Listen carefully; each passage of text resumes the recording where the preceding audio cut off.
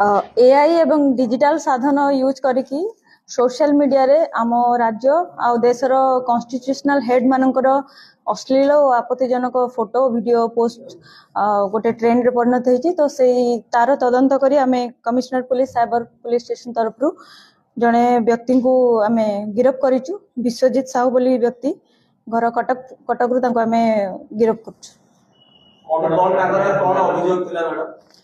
तांकर अकाउंट गोटे अच्छी इंस्टाग्राम रे गोटे अकाउंट मिस्टर विश्व बोली अकाउंट इंस्टाग्राम रे से रील्स बने की सेथिरे हमर सीएम ऑनरेबल सीएम मोहन चरण मांझी सर आ ता सहित हमर पीएम सरंकर से फोटो वीडियो को से एडिट करिकी ताकू मॉर्फिंग करिकी सेथिरे वल्गर लैंग्वेज ऑप्शन विभिन्न प्रकार कमेंट देकी ताकू से गाली गुलज करिकी से पोस्ट करूथिले।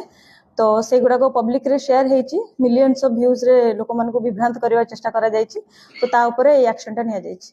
कोन कंप्लेन हेतला ये कंप्लेन हेतला जे एमिति केते जण व्यक्ति डिफरेंट सोशल मीडिया चैनल रे यूट्यूब इंस्टाग्राम और फेसबुक रे माने एबळ डिफरेंट टेक्नोलॉजी रे यूज करिकी आ एआई रे मॉर्फिंग करिकी एडिटिंग करिकी कॉन्स्टिट्यूशनल हेड मान को ऊपर डेरोगेटरी कमेंट देबा सहित से मानकर एडिटेड इमेज से माने सर्कुलेट करूचंती आ जनसाधारण को मिथ्या प्रचार करूचंती।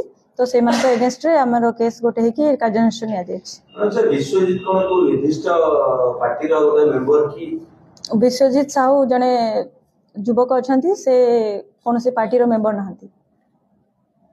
सोशल मीडिया रे जे मान कहउछन से मान कोन बडा प्रयोग चाहिए हमरो पब्लिक और यूथ मान पई खास कर मेसेज रहइबो जे आपण माने ट्रेंड रे आसी की कोनोसी भी अश्लील आपत्तिजनक मंतव्य दबारु विरत रहंतु आ कोनोसी जिंस बिते शेयर करूचंती किंबा तार ऑथेंटिसिटी चेक करिकी ताको शेयर करंतु आ कॉन्स्टिट्यूशनल हेड खास करी किंबा हमरो कार भी व्यक्तिगत फोटो को मॉर्फिंग किंबा डिजिटली ताको एडिट करबा पूर्वरु जेउटा कि क्रिमिनली पनिशेबल अछि सेथु क्षांत रहबा को हमरो अनुरोध रहइबो।